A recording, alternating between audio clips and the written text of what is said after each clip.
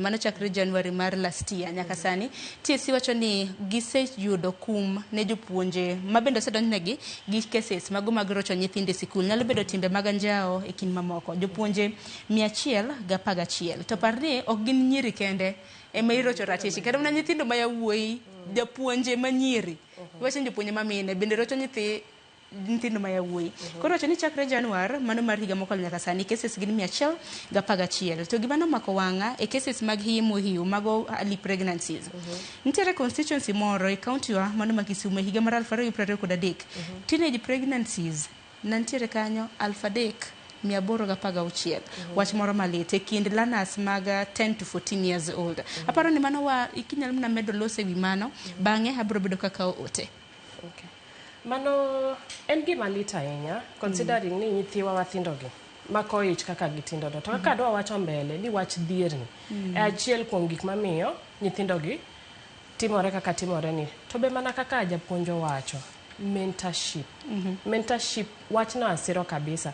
An kaka jaocho ni an gi programs kendo alonya ahinya weche rowerni gi young adults. I'm very passionate about it. Koro atimo mentorship go kenda to kako wacho ok inya timo ng'ata achiel. To samoro be skundegi ok gi yie ni mondo itimi newach pod en gima nyien ahinya kuomgi. Especially koka wach ma hocho koni newach ibo wuoyo gi nyiri. Tin sami wuoyo gi nyiri ni ng'ama wuoyo gi nyathi ma wuoyi cha. Newach nyathi ma nyako ni isepuonje be kendo ise empower but odok ir nyathi ma wuoyi ma pok obedo empowered. Mopogore gi mano jopuonje wagi e skul kachacha gine monego bedni gin johocho lakini gionge puonj makare monego bedni gitimo godo hocho no kata mentorship no e skunde. Newach ijapuonj nyathi obiro pimo ni shida ne moro modhi godo mbele to e hocho ka gima okuogo malich ahinya en confidentiality. Kano siri. Nyathi kopimo ni gimoro ti konye mokipimo ne nyawadgi. Tiyudo ka jopuonje gi gima gikuongo timo en lando wachno. Nyathi obiro iri mopimo ni gima kama timore. En okawo mbaka no odhi obet godo e staff room. Odhi opimo ne jowetene. Koro yudo ka nyathini nitie class to samoro kata ok otim maber. Kata ok owinj somo ahinya. To mano gima japuonj moro mopogore gi ng'ama nopimo ne cha dhi ng'ise ni timbe ni en mana timo kama pachi en ma timo kama. To ma wach mano dhi mopimo ne japuonj moro e siri. Koro japuonj ni okawo wachni odhi lando. Koro nyithindogi kata gin gi weche kata gin gi gik moko machando pachgi ok ginya pimo ne jopuonjegi. Newach ong'e ni japuonj ma kama kipimo ne to dhi timo kama. To mopogore gi man mana kaka wacho mbak mentorship no kata guidance and counseling in school onego bedni iketo jopuonje manigi training. To the first thing and confidentiality. Onge kaka inya kawo deputy teacher ma is in charge of discipline temiketo dhi bedo the head of guidance and counseling.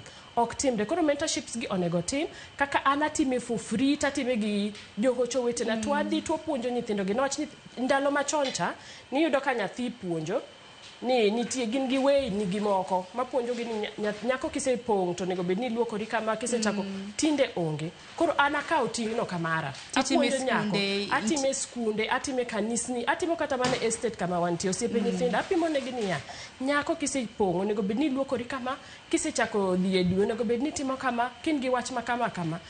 Alafu another thing ma promote weche mek early pregnancy gi. Ng'ama puonjo nyithiwa onge. Ng'ama dwa go mbaka gi nyithiwa onge. Jonyuol odich. Gidhi ka tich giwe nyithiwa gi jotije.